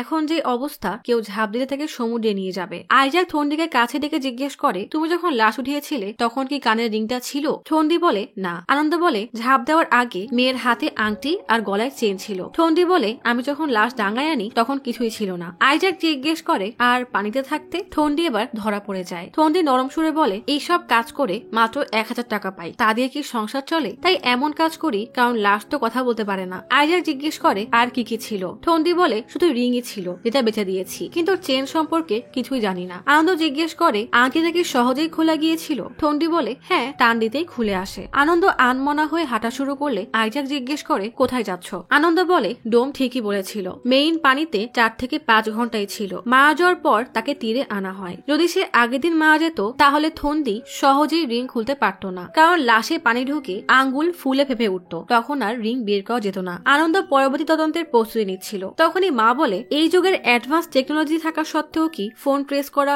অনেক কঠিন? আনন্দ বলে, পুলিশ বলেছে তারা সমস্ত ডেটা রিস্টোর করেছে। মা বলে, সে ঠিক আছে, কিন্তু ফোন কোথায় কোথায় গিয়েছিল এসব কি জানা যায় না? আনন্দ ভাবে মা তো ঠিকই বলেছে। আনন্দ তার এক হ্যাকার বন্ধু লালুকে কল দিয়ে সব জানালে লালু বলে, শেষমেশ পুলিশের চাকরিটা পেয়ে গেছিস? আনন্দ বলে, পুলিশ না, নিউজ চ্যানেলের চাকরি পেয়েছি। লালু বলে, যেহেতু এই কেস এখনো চলছে তাই বৈধভাবে কিছুই সম্ভব না, কিন্তু যদি ফোনের IMEI নাম্বার থাকে তাহলে সম্ভব। এটা ফোনের বক্স কিংবা ডিসি থেকে পাওয়া যেতে পারে। আনন্দ মেইন এবং রনির মেসেজ পড়ে দেখছিল। তখনই শ্রী মেইনের বাবার সাথে কথা বলে আনন্দকে জানায় মেইনের বাবা রিসিট কিংবা ফোনের বক্স খুঁজে পাচ্ছে না। আনন্দ লালুকে কল করে বলে, নম্বর তো পাচ্ছি না, অন্য কোনো উপায় আছে? লালু বলে, এখানে যেহেতু পুলিশ জড়িত তাই সিম কোম্পানিও সাহায্য করবে না। লালু ভেবে বলে, যদি সেই ব্যক্তি ফোন দিয়ে কোনো সরকারি ওয়েবসাইট কিংবা কোনো অ্যাপে লগ ইন করে তাহলে সময় দিয়ে আমরা বের করতে পারবো। আনন্দ বলে, 26 মে দুপুর 1টা থেকে 2টার মধ্যে রেজাল্ট দেখার জন্য মেইন ভার্সিটির সাইডে লগ ইন করেছিল। লালু হেসে বলে, ঠিক আছে, এবার অপেক্ষা কর। বেশ কিছুক্ষণ পরে লালু কল দিয়ে বলে, তুই যার কথা বলছিস তার ফোন 26 তারিখ দুপুর 2:15 বন্ধ হয়ে যায়। এটা গত 5 মাস ধরে বন্ধ ছিল, কিন্তু গত মাসে ফোনটা তামিলনাড়ুর নাগেরকয়েল শহরে সুইচ অন হয়। তোকে লোকেশন পাঠাচ্ছি। এখন যে ব্যবহার করছে সে নতুন সিম লাগিয়েছে। তামিলনাড়ুর কথা শুনে আনন্দ সিদ্ধান্ত নেয় সে এখন তামিলনাড়ুতে যাবে। এইসব জানার পরে আইজাক বলে, তুমি যা করতে চাও আমি তোমার সাথেই আছি, কিন্তু তামিলনাড়ু অপরিচিত একটা জায়গা, সেখানে গিয়ে তুমি একজনকে ধরে আনবে, বিষয়টা এত সোজা না। আনন্দ বলে, আমাকে বাধা দিবেন না, মাঝপথে আমি কেস ছাড়তে পারবো না। আইজাক বলে, আমি নামে মাত্র পুলিশ, আমি চাই না কেউ আমার মতো পরিস্থিতিতে পড়ুক। আনন্দ বুঝতে পারে আইজাক তার কথায় কষ্ট পেয়েছে, তাই ক্ষমা চেয়ে বলে, আমি এমনটা বলতে চাইনি, আমি শুধু জানতে চাই মেইনের সাথে কি হয়েছিল। তার ফোন উদ্ধার করতে হলে আমাকে নাগেরকয়েল যেতেই হবে। আইজাক শঙ্করকে কল দিয়ে বলে, আনন্দ নাগেরকয়েল যেতে চাচ্ছে ফোনটা উদ্ধার করতে। শঙ্কর বলে, ফোনের সব ডেটা সাইবার সেল থেকে উদ্ধার করে পাঠানো হয়েছে, এখন ওই ফোন কোনো কাজের না, ওর মন চাইলে যাক। আইজাক বলে,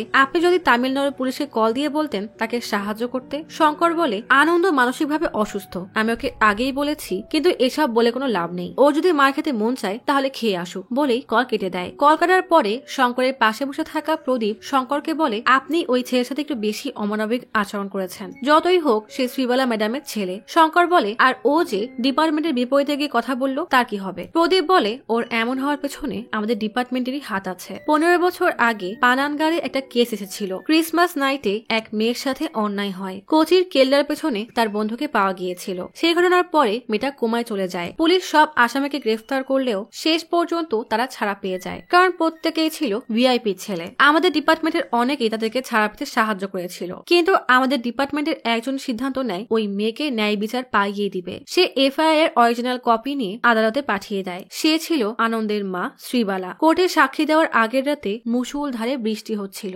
শ্রীবালা বাসায় ছোট আনন্দকে ভাত খাইয়ে দিচ্ছে। তখনই কিছু লোক দেওয়াল টপকে দরজায় নক করে। শ্রীবালা দরজা খুলতেই 3 জন মুখ বাঁধা লোক ধাক্কা দিয়ে ভেতরে ঢুকে শ্রীবালাকে মারতে শুরু করে। ছোট্ট আনন্দ তাদেরকে আটকাতে গেলে তাকে ছুঁড়ে ফেলে দেয়। মা আনন্দের কাছে যেতে গেলেই ছেলেগুলো প্রথমে গলায়, এরপর পেটে চাকু মারে। আনন্দ কান্না করা ছাড়া আর কিছুই করতে পারে না। তার চোখের সামনেই তার মাকে নির্মম ভাবে হত্যা করা হয়। আনন্দ নাগেরকোয়েল যাওয়ার পথে গাড়িতে এসব কথা মনে করতে থাকে। তামিলনাড়ুর মতো জায়গায় আইজাক আনন্দকে একা ছাড়বে না, তাই তার বিশ্বস্ত 2 জনকে আনন্দের সাথে পাঠায়। মাঝপথে দাঁড়ালে আনন্দ লালুর সাথে কথা বলে সঙ্গীদেরকে জানায় ওই ফোন এখন সুইচ অফ, লাস্ট লোকেশন খোঁজার চেষ্টা করছে। আয়াপ্পান বলে, তোমার সমস্যা কি? অচেনা এক মেয়ের কেসের পেছনে ছুটছো কেন? আইজাক স্যার কেন তোমার সাহায্য করতে বললো বুঝলাম না। আনন্দ বলে, ওই মেয়ের সাথে কি হয়েছিল সেটা জানা আমার জন্য খুবই জরুরি। আয়াপ্পান বলে, তুমি শুধু একটা মেইনের জন্য এসব করছো। পুলিশ রেকর্ডে এমন হাজারো মেইন আছে। এখন কি সবাইকে ন্যায় বিচার পাইয়ে দিবে? আসলে এটা করছো শুধুমাত্র ডিএসপির সাথে বদলা নিতে। আনন্দ বলে, শুরুর দিকটা এমন ছিল, কিন্তু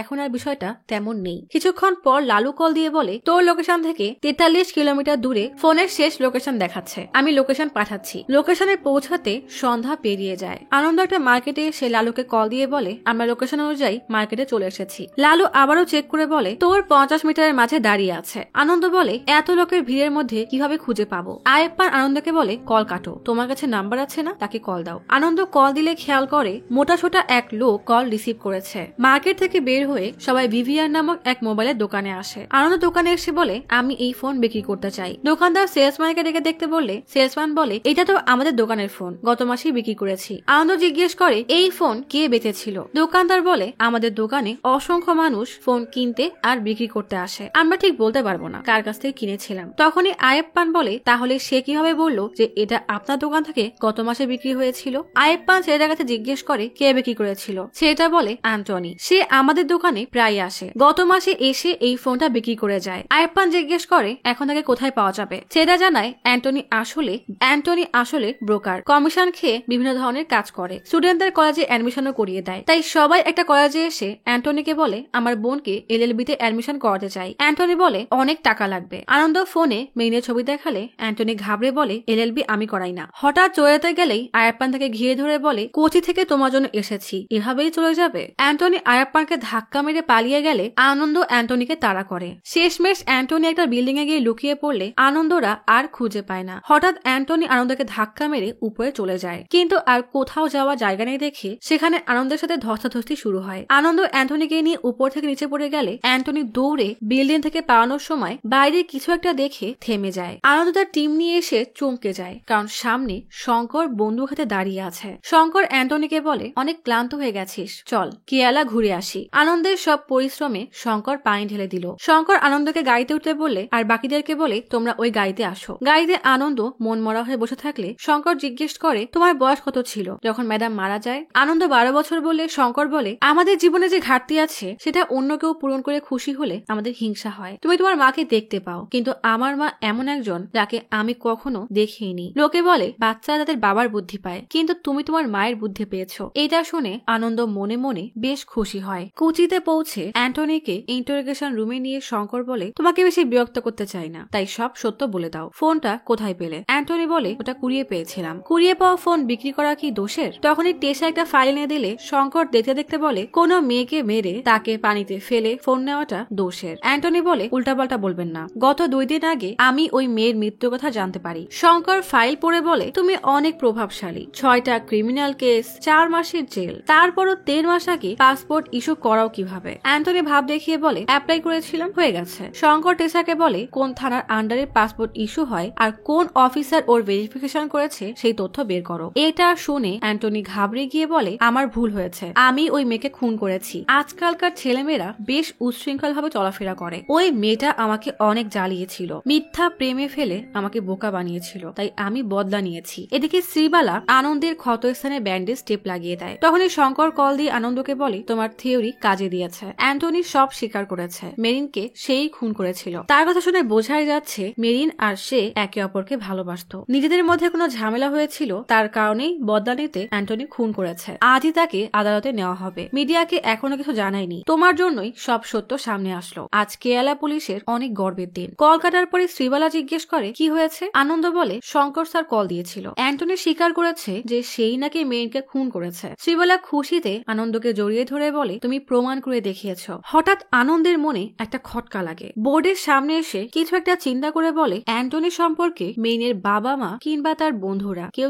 কিছু জানে না। এটা কিভাবে সম্ভব। আনন্দ রনিকে কল দিয়ে ফোন বন্ধ পেলে শ্রীবালার কাছ থেকে রনির ঠিকানা নিয়ে রনির বাসায় আসে। সেখানে এসে দেখে রনির মা মারা গেছে। আনন্দ ভেতরে এসে দেখে দাফনের জন্য নিয়ে যাওয়ার আগে সবাই লাশের সামনে দাঁড়িয়ে আছে, কিন্তু রনি সেখানে নেই। এক লোককে জিজ্ঞেস করলে সে বলে রনির পাশের রুমে। আনন্দ পাশের রুমে এসে দেখে রনি চিন্তিত হয়ে চেয়ারে বসে আছে। আনন্দ পাশে বসে ডাক দিলে রনি বলে প্রথমে মেরিন আর এখন মাও চলে গেল, আমি একদম একা হয়ে গেছি। আনন্দ বলে তোমার কষ্ট আমি বুঝতে পারছি। 12 বছর বয়সেও আমার মাকে আমি হারিয়েছিলাম। তুমি কি অ্যান্টনি নামের কাউকে চেনো? ঠিক তখনই একজন এসে রনিকে ডেকে নিয়ে যায়। রনি চলে গেলে আনন্দ খেয়াল করে পেছনে তার মা কি যেন দেখছে। আনন্দের চোখ পড়তে দেখে সামনে সেই শোপিস যেটা মেরিন চার্চের পাশের এক দোকান থেকে কাস্টমাইজ করে বানিয়ে নিয়েছিল। আনন্দের মনে পড়ে গেটের পোস্টারে রনির মায়ের জন্ম আর মৃত্যুর তারিখ লেখা ছিল। জন্মটা 26শে মে, মানে গিফটটা মেরিন রনির মায়ের জন্য নিয়ে এসেছিল। আনন্দ বাইরে এসে দেখে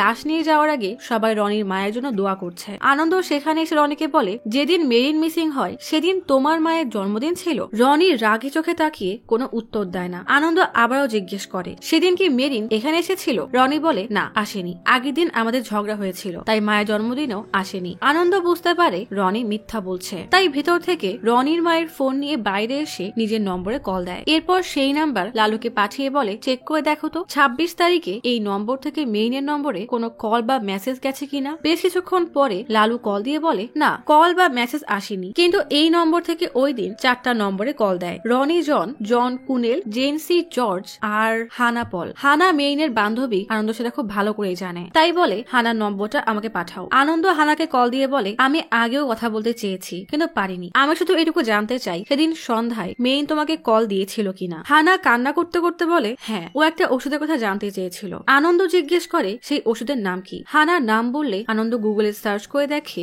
রেসপেরিডন। ওষুধের প্যাকেট দেখে আনন্দের মনে পড়ে যখন প্রথম রনিকে জিজ্ঞাসাবাদ করতে গিয়েছিল সে এই একই প্যাকেট রনির গাড়িতেও দেখেছিল। তাহলে কি আসল খুনি রনি? আনন্দ তাড়াতাড়ি থানায় আসলে শঙ্কর বলে আমরা এখনই অ্যান্টনিকে কোর্টে নিয়ে যাব। আনন্দ বলে কিছুক্ষণ অপেক্ষা করবেন। শঙ্কর কারণ জিজ্ঞেস করলে আনন্দ বলে অ্যান্টনি কোর্টে বয়ান দেওয়ার আগে পোস্টমর্টম রিপোর্ট ম্যানেজ করতে পারবেন। শঙ্কর অবাক হয়ে জিজ্ঞেস করে কার? মেরিনের? আনন্দ বলে না, মেরিনের না। এদিকে দাফনের জন্য রনি মায়ের লাশের সাথে চলে যায় আর তখনই সেখানে পুলিশের গাড়ি আসে। কয়েকজন আত্মীয়কে রনি সম্পর্কে জিজ্ঞেস করলে তারা বলে আমাদের মনেও এমন প্রশ্ন উঠেছিল যেমনটা আপনাদের উঠেছে। রনি এই পরিবারের সাথে আসলে যায় না, একটু অদ্ভুত স্বভাবের। জেল থেকে ছাড়া পাওয়ার পর নিজের মতোই থাকতো, ট্যাক্সি ড্রাইভার হিসেবে গাড়ি চালাতো, বলতো কারোর সাহায্য লাগবে না। রনির ফুপু বলে আমার ভাই যখন তাকে বাসায় আনে তখন তার বয়স ছিল 14 বছর। ওর আসল বাবা মাকে তারা কেমন আমরা জানি না। লোভের কোনো সীমা থাকে না, তাই আপনারা যা বলছেন রনি সেটা করলেও করতে পারে। লোকাল পুলিশ শঙ্করকে কল দিয়ে রনি সম্পর্কে সব জানালে শঙ্কর হরি আর আনন্দকে নিয়ে সাথে সাথেই কবরস্থানে আসে। রনি তার মাকে শেষ বিদায় দেওয়ার জন্য কপালে চুমু দিতেই যাবে, তখনই ডিওয়াইএস শঙ্কর তাকে আটকে বলে শেষ কিস তো পরেও দেওয়া যাবে। রনি অবাক হয়ে তাকিয়ে থাকে। রনির মায়ের পোস্টমর্টম করে রিপোর্ট বের করতে প্রায় রাত হয়ে যায়। এদিকে রনি কিছু নিয়ে বেশ ঘাবড়ে আছে। ফরেন্সিক হেড শঙ্করকে কল দিয়ে বলে রেজাল্ট পজিটিভ। শঙ্কর রনির বাসায় থাকা অফিসার প্রকাশকে কল দিয়ে বলে তদন্তের কাজ শুরু করো। এইসব শুনে রনি প্রচন্ড রেগে আনন্দের দিকে তাকায়। আনন্দ এসে প্রকাশকে বলে রনির গাড়ি চেক করা দরকার, কারণ আমি ওর গাড়িতে সেই ওষুধের প্যাকেট দেখেছিলাম। প্রকাশ বিরক্ত হয়ে বলে কি করতে হবে আমরা বুঝে নিব। বাকি অফিসাররা সারা বাসা খোঁজা শুরু করলে অফিসার রোজিন আনন্দকে নিয়ে রনির গাড়ি খুঁজতে আসে। তবে রনির গাড়ির ড্যাশবোর্ড খুঁজে কিছুই পাওয়া যায় না। হঠাৎ তার নজর পড়ে গ্যারেজে রাখা আর একটা গাড়ির উপরে, যে গাড়ি পুরো ধুলোয় মাখানো। রোজিন গাড়ির সামনে খুঁজতে থাকলে আনন্দ কি মনে করে যেন গাড়ির ডিকিতে খুঁজতে শুরু করে। ডিকির ম্যাট উঠিয়ে ভালো করে দেখে। তখনই টেসা বলে রনির টেবিলে ওষুধ পাওয়া গেছে। প্রকাশ শঙ্করকে বলে একজন তো স্বীকার করেই নিয়েছে সে খুনি, তাহলে খামোখা এই ছেলের পেছনে সময় নষ্ট করার কি দরকার। শঙ্কর বলে ভুলে যেও না এটাই এটাই আমাদের কাজ। শঙ্কর প্রকাশকে বাদ দিয়ে আনন্দকে নিয়ে রনিকে জিজ্ঞাসাবাদ করতে আসে। শঙ্কর সাথে দেখে রনি বেশ ভয়ে আছে, তাই রনিকে বলে ভয়ের দরকার নেই, আমরা তোমাকে সাধারণ কিছু প্রশ্ন করতে ডেকেছি, সঠিক উত্তর দিলে আমরা একসাথে তোমার মায়ের শেষকৃত্য করব। রনি বলে একে তো আমার মাকে কবর দিতে দিলেন না, আর এখন এসে প্রশ্ন করছেন কি এমন করেছি আমি। শঙ্কর হাসি মুখে বলে তুমি শুধু বলো এই ক্রাইমটা তুমি কেন করলে। রনি কিছু না বোঝার ভান করে আনন্দের দিকে তাকিয়ে বলে আমি এমন কি করেছি। শঙ্কর আনন্দকে বলে তুমি এখানে বসে ওকে জিজ্ঞেস করো। আনন্দ খুব সাবলীল ভাবে বলে তোমার মা আর মেরিন দুজনে তোমাকে ছেড়ে গেছে, তুমি এখন একদম একা হয়ে গেছো। আমাকে শুধু এটুকু বলো তোমার মা আর মেরিনকে তুমি কি একাই খুন করেছো, না তোমার সাথে কেউ ছিল। এমন প্রশ্ন শুনে রনি যেন আকাশ থেকে পড়ে। আনন্দ বলে তুমি বলেছিলে মেরিন যেদিন মারা গেছে তুমি নাকি তাকে দেখোনি। রনি বলে এক কথা কতবার বলবো যে ওই দিন মেরিনের সাথে দেখা কত দূরের কথা, তার সাথে কথাও হয়নি। শঙ্কর হাসতে হাসতে বলে কিন্তু মাদার মেরি তো অন্য কথা বলছে, বলেই মেরিনের আনা সেই মাদার মেরির শোপিসটা দেখায়। আনন্দ বলে মেরিন সেদিন চার্চ থেকে সোজা তোমার বাসায় গিয়েছিল, কারণ সেদিন 26 মে তোমার পালিত মা গ্রেসের জন্মদিন ছিল, আর এই শোপিসটা মেরিন তাকে দিতে গিয়েছিল, আর ঠিক ওই দিনই মেরিন নিখোঁজ হয়। এতক্ষণ গম্ভীর গলায় কথা বলা রনি এবার বেশ ঘাবড়ে বলে মেরিন হয়তো আসতে পারে, কিন্তু এ ব্যাপারে আমি কিছুই জানি না। শঙ্কর বলে আমাদের কাছে প্রমাণ আছে, কারণ মেরিন ঠিক 6:15-তে তোমার মায়ের নম্বর থেকে তার বান্ধবীকে কল দিয়েছিল। আনন্দ বলে মেরিন তার বান্ধবীকে কল দিয়ে রিসপেইডন ওষুধের ব্যাপারে জিজ্ঞেস করেছিল, আর ঠিক এই অ্যান্টিসায়োটিক ওষুধের ওভারডোজ দিয়েই তুমি তোমার মাকে খুন করেছো। শঙ্কর বলে চিন্তা করো না, ওষুধের বিষয়টা প্রমাণ করার জন্য তোমার মায়ের লাশের অটোপসি রিপোর্ট আছে। রনি বলে আসলে গত কয়েক বছর ধরে মা যন্ত্রণায় খুব কষ্ট পাচ্ছিল। কথাটা বলার সাথে সাথেই রনির চোখ থেকে টপ টপ করে পানি পড়তে থাকে। রনি কাঁপতে কাঁপতে কান্না করতে করতে বলে আমি এমন পাপ এই জন্য করেছি কারণ মায়ের ওই যন্ত্রণা আমি সহ্য করতে পারছিলাম না, আর মেরিনকে আমি কিছুই করিনি, আমি তো জানিও না যে সে কখন আমার বাসায় এসেছিল। আনন্দ বলে আমার কাছে আরো একটা প্রমাণ আছে যে মেরিন সেদিন তোমার বাসায় গিয়েছিল আর তুমিই তাকে খুন করেছো। কথাটা শোনা মাত্রই নেকা কান্না করা রনি হতবাক হয়ে তাকায়। আনন্দ তার পকেট থেকে ভাঙা একটা কানের দুল বের করে টেবিলে রাখে। আসলে রনির বাসা সার্চ করার সময় টেসা রোজিনকে ডেকে নিয়ে গেলে আনন্দ ডিকের ম্যাটের নিচে হাত দিয়ে দেখে সেখানে ভাঙা একটা কানের দুল। আনন্দের মনে পড়ে ডোমদাকে বলেছিল মেরিনের বাম কানের দুলটা ভেঙে পড়ে যাওয়ার কারণে কান কেটে রক্ত জমে গিয়েছিল। আনন্দ মিলিয়ে দেখে এটাই সেই কানের দুলেরই ভাঙা অংশ।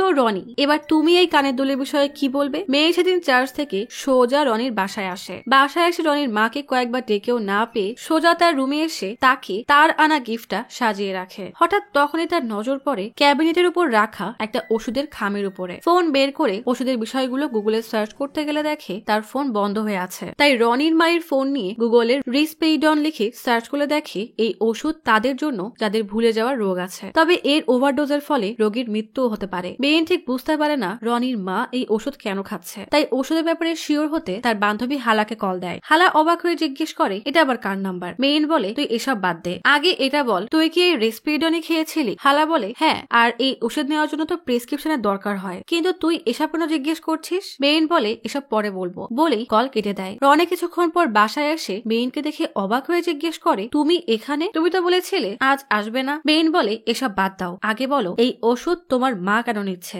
আর এর কাজ কি। রনি বলে এটা তো মা কানে কম শোনে তার জন্য। মেইন বলে আমি সেই ডক্টরকে দেখতে চাই যে এত শক্তিশালী মানসিক রোগীর ওষুধ কানের জন্য দিয়েছে। এসব বাদ দাও, আগে চলো পুলিশকে সব জানাই, ওই ডক্টর নিশ্চয়ই ভুয়া ডক্টর। রনি হঠাৎ পেছনে তাকিয়ে দেখে নেয় তার মা ওয়াশরুম থেকে বের হয়েছে কিনা। তারপর মেইনের হাত টেনে মায়ের রুমের বাইরে এনে তার রুমে এনে দরজা বন্ধ করে মেইনকে বলে তোমার সমস্যা কি। মেইন বলে তুমি কি জানো 65 বছর বয়সের একজন বয়স্ক মানুষকে এই ওষুধ দিলে তার কি হতে পারে, সে হার্ট অ্যাটাকে মারাও যেতে পারে। রনি তার ভালো মানুষের মুখোশটা সরিয়ে বলে মরলে মরুক, তাতে আমারই তো লাভ। গত 5 মাস ধরে ওই বুড়িকে এই ওষুধ দিচ্ছি, কিন্তু তার তো কিছুই হচ্ছে না। মেরি হতবাক হয়ে জিজ্ঞেস করে তুমি এসব কি বলছো। রনি বলে 14 বছর বয়স থেকে এইসবই শুনি, আমি নাকি পরজীবী, অনাথ আর কত কি। মায়ের পরিবারের লোকেরাই আমাকে এই নামে ডাকে। মেইন যেন তার সামনে দাঁড়ানো মানুষটাকে চিনতেই পারছে না। রনি বলে তুমি এসব বুঝতে পারবে না, আমরা যেন সুখে শান্তিতে থাকতে পারি এজন্যই আমি এসব করছি, আর উনি আমার পালিত মা, আসল মাও না। এর কি নিশ্চয়তা আছে যে সে তার সব সম্পত্তি আমার নামে করবে। সে মারা যাওয়ার সাথে সাথেই তার সব আত্মীয় স্বজন সম্পত্তিতে ভাগ বসাতে আসবে, আর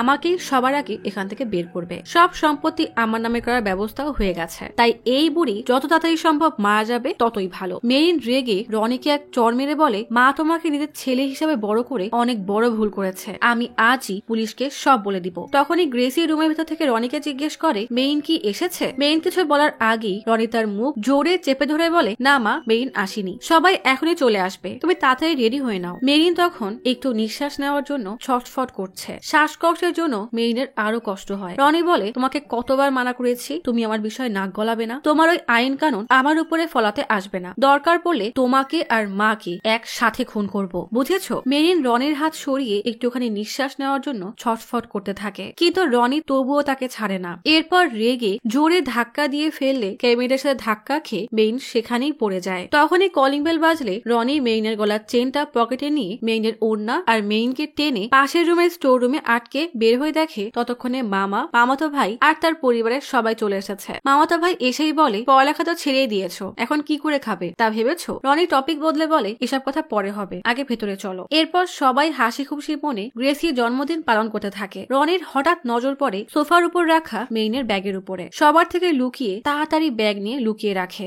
এরপর সবার সাথে বেশ সাবলীল ভাবে জন্মদিনের কেক কেটে মায়ের কপালে চুমু খায়, যেন সে তার মাকে কতটা ভালোবাসে। কিন্তু আসলে এই সব লোক দেখানো। সবার যখন গ্রেসির গিফট দেখায় ব্যস্ত, তখনই রনি মেইনের কি অবস্থা দেখতে আসে। দেখে অনেক ডাকার পরও মেইন উঠছে না, তাই ভয়ে ভয়ে নাকে হাত দিতেই বুঝে যায় মেরিন মারা গেছে। এদিকে রনির মামি গ্রেসির সব গিফট তাকে সাজিয়ে রাখতে দিলে হঠাৎ তার নজর পড়ে মেইনের রাখা শোপিসে। শোপিসটা ঘুরিয়ে সুন্দর করে রেখে চলে যায়। রনি বলে, মেইনের হঠাৎ অ্যাজমা অ্যাটাক হয়েছিল, তাই আমি কিছু করার আগেই। আনন্দ আর শঙ্কর দুজনেই রনির নেকা কান্নায় বিরক্ত হয়ে জিজ্ঞেস করে, এরপর কি করেছো সেটা বলো। রনি বলে, গভীর রাতে আমি মেইনের লাশ গাড়ির ডিকিতে করে নিয়ে লেকে ফেলে দেই। সত্যি বলছি, আমি প্রচুর ভয় পেয়ে গিয়েছিলাম, তাই এমন করেছি। শঙ্কর বলে, প্রথমে গার্লফ্রেন্ড, এরপর তোমার মা, আর একটু খুঁজতে জানতে পারবো তুমি তোমার বাবাকেও খুন করেছো। তুমি কি কোনো মানুষ নাকি পশু। কিছুক্ষণ পর শঙ্কর আনন্দকে ডেকে বলে, রনির কথার কোনো ভরসা নেই, তাই প্রমাণের উপর ভিত্তি করেই কেস বানাতে হবে। কিন্তু এই অ্যান্টনির কি করব।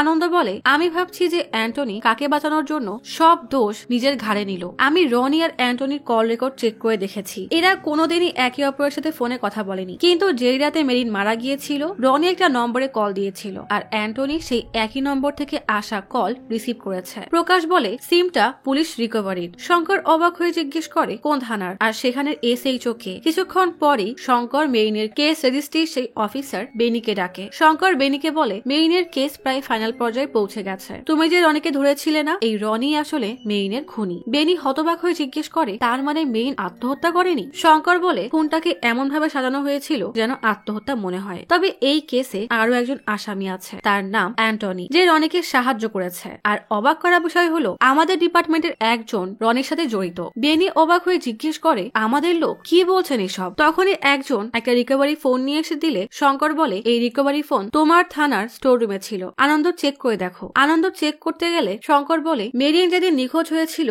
এই ফোন দিয়ে রনি এবং অ্যান্টনিকে কল করা হয়েছিল। বেনি বলে, স্টোর রুমে তো থানার সবাই যেতে পারে, রোজ অনেক স্টাফ আসে, কিন্তু সমস্যা নেই, আমরা খুঁজে বের করব। আনন্দ ফোন ওপেন করে কল লিস্টে গেলে দেখে সব কল ডিলিট করা। নিজের ফোনের হটস্পট অন করে সেই মোবাইলে নেট কানেকশন দিলে মোবাইলে হঠাৎ কি যেন দেখে দৌড়ে এসে বলে, বেনি স্যার, আপনার মোবাইলের হটস্পট কি অন করা। বেনি মোবাইল চেক করতে গেলে আনন্দের মনে পড়ে সে কেবলই তার ফোনের হটস্পট এই ফোনে কানেক্ট করতে গেলে দেখে ফোনটা অটোমেটিক বেনির হটস্পটের সাথে কানেক্ট হয়ে গেছে। তার মানে কি বুঝলেন। আনন্দ মুচকি এক হাসি দিয়ে বলে, আপনার হটস্পটের নাম বেনি স্মব, তাই না। বেনি বুঝতে পারে সে খুব বাজেভাবে ফেসে গেছে, তাই তার মুখ থেকে আর কোনো কথাই বের হয় না। আসলে সেদিন জয় আর মেরি মেইনের মিসিং কমপ্লেন লেখাতে আসলে বেনি সেতুকে মেইনের ছবি সবাইকে পাঠাতে বলে বাইরে বের হতেই রনি বেনিকে কল দেয়। বেনি রেগে বলে, তোমাকে না কতবার মানা করেছি তুমি আমার এই নম্বরে কল দিবে না। রনি ফিস ফিস করে বলে, ভাইয়া, আমি তোমাকে আরেক নম্বরে কল দিয়ে বন্ধ পেয়েছি, তাই এখানে কল দিয়েছি, তুমি একটু এখানে আসো, একটা সমস্যা হয়ে গেছে। বেনি বলে, ঠিক আছে, তোমাকে আরেকটা নম্বর থেকে কল দিচ্ছি। বেনি সবার থেকে লুকিয়ে স্টোর রুমে এসে এই ফোনটা বের করে, এরপর আরেকটা বাক্স থেকে একটা সিম বের করে সেই মোবাইলে দেয়। এরপর রনির বাসায় লুকিয়ে আসলে রনি তাকে মেইনের লাশ দেখায়। বেনি রেগে রনির দিকে তাকিয়ে বলে, বাসার কেউ ওকে এখানে দেখেছে। রনি বলে, না, আর মা এখন ঘুমাচ্ছে। বেনি লাশের কাছে এসে মুখ দেখতেই রেগে বলে, এই মেয়ের বাবা মাই আজ কমপ্লেন লেখাতে এসেছিল, তাও আবার আমারই থানায়। তোমাকে কতবার মানা করেছি হুজুকে কোনো কাজ করবে না, ধৈর্য রাখবে। তোমার মাকে মারার জন্য ওই ওষুধের ব্যবস্থা তো আমি করে দিয়েছি, তোমার জন্য নকল উইলও বানিয়েছি, তুমি ঝামেলায় ফাঁসা মানে আমিও ফাঁসবো। রনি কাকুতি মিনতি করে বলে, দয়া করে আমাকে সাহায্য করো। বেনি বলে, তোমাকে তো জেলে যেতেই হবে। বেনি বলে, এটা তো 302 ধারার কেস। বলতে বলতেই মেইনের গলায় হাত রেখে চেক করে বলে, তুমি কি পাগল হয়ে গেছো নাকি। এই মেয়ে তো বেঁচে আছে। তাড়াতাড়ি বের হয়ে তার ড্রাইভার অ্যান্টনিকে ভেতরে ডেকে আনে। অ্যান্টনি চেক করে বলে একে এখন পানিতে ফেলে দিলে সবাই ভাববে মেইন আত্মহত্যা করেছে, কারণ ওর পালস রেট খুবই দুর্বল। বেনি রনিকে বাইরে এনে বলে আগে বলেছিলাম তুমি সম্পত্তি পেলে আমাকে 20% দিবে, কিন্তু এখন আমাকে 50% দিতে হবে, তাহলে আমি 306 আর 302 ধারা দিয়ে কেস বন্ধ করে দিব। রনি নিজেকে বাঁচাতে সাথে সাথেই রাজি হয়ে যায়। বেনি বলে লাশ কাল লেকে পাওয়া যাবে, মিসিং কেসটা যেহেতু আমার থানার তাই আমি খুব সহজেই সামলাতে পারবো। তুমি না আগে বলেছিলে প্রায় মেরিনের সাথে তোমার ঝগড়া হয়, অর্থাৎ আত্মহত্যার গল্প সাজালে বেশি বিশ্বাসযোগ্য মনে হবে। 2 দিন পর আত্মহত্যার প্রেরণা দেওয়ার কেসে তোমাকে গ্রেফতার করব। রনি ভয় পেয়ে গেলে বেনি বলে আরে চিন্তা করো না, ভালো উকিল দিয়ে জামিনে ছাড়িয়ে নিব, শুধু বের হওয়ার পর কয়েকদিন আড়লে থাকবে যেন মানুষ সব ভুলে যায়। রনি জিজ্ঞেস করে তাহলে এই লোকের কাজ কি? বেনি বলে কয়েক বছর আগে ওর জন্য আমি এমন কিছুই করেছিলাম, তাই সব জানাজানি হলে সব দোষ মেনে এই অ্যান্টনি জেলে যাবে আর পুলিশকে বলবে মেয়েটা ওকে ধোকা দিচ্ছিল, ব্যাস কেস শেষ। অর্থাৎ এই সব কিছুর আসল মাস্টার মাইন্ড সহজ সরল সেজে থাকা এই বেনি। এরপর মেরিন বেঁচে আছে জানা সত্ত্বেও এই 3 জন মিলে লুকিয়ে মেরিন আর তার ব্যাগ গাড়িতে ওঠায়। এরপর নির্জন এক জায়গায় এসে পানিতে ছুঁড়ে ফেলে দেয়। পরের দিনে মিডিয়ায় ব্রেকিং নিউজ হয়ে যায় মেইনের কেসের আসল সত্য সবার সামনে এসেছে, আর মেইনের খুনে একজন নয় বরং 3 জন জড়িত। শঙ্কর তার সিনিয়রকে বলে সিআই বেনি রনির পালিত বাবা মায়ের দুঃসম্পর্কের আত্মীয়, আর এই কেস সমাধানের সবচেয়ে বড় ভূমিকা পালন করেছে আনন্দ। সিনিয়র খুশি হয়ে বলে ডিপার্টমেন্টে তোমাকে চাকরি দেওয়ার বিষয়টা আবার ভেবে দেখবে। আনন্দ বলে তার আর দরকার হবে না, কারণ কেরালা পুলিশে জয়েন করতে হলে আমাকে আমার মাকে ভুলে মানসিক সুস্থতা অর্জন করতে হবে, আর আমি কোনোভাবেই আমার মাকে ভুলতে পারবো না। পুলিশ রনিকে নিয়ে যাওয়ার সময় জয় মেয়েকে এভাবে হারানোর যন্ত্রণা সহ্য করতে না পেরে রনিকে ইচ্ছা মতো মারতে থাকে। পুলিশ কোন রকমের সামলে রনিকে নিয়ে যায়। জয় আনন্দের হাত ধরে কান্না করতে করতে বলে তোমার জন্য আবার মেয়েটা ন্যায় বিচার পেয়েছে। শঙ্কর আনন্দের কাছে এসে বলে সবকিছুর জন্য ধন্যবাদ, আমি জানি না তোমার মা এখন কোথায় আছে, তবে এই স্যালুটটা তার জন্য। বলেই আনন্দের মা শ্রীবালাকে স্যালুট দিয়ে চলে যায়।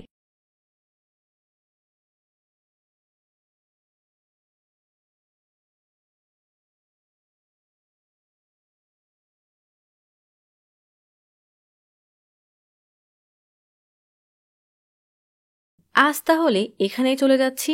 শীঘ্রই ফিরবো নতুন অথবা পুরাতন ইউনিক কোনো মুভির গল্প নিয়ে। ফিরে আসা পর্যন্ত লাইক, কমেন্ট এবং সাবস্ক্রাইব করে অচিরার গপ্পসপের সাথেই থাকুন। পাশে থাকা বেল আইকনটি ক্লিক করে রাখুন। দেখা হবে পরের ভিডিওতে।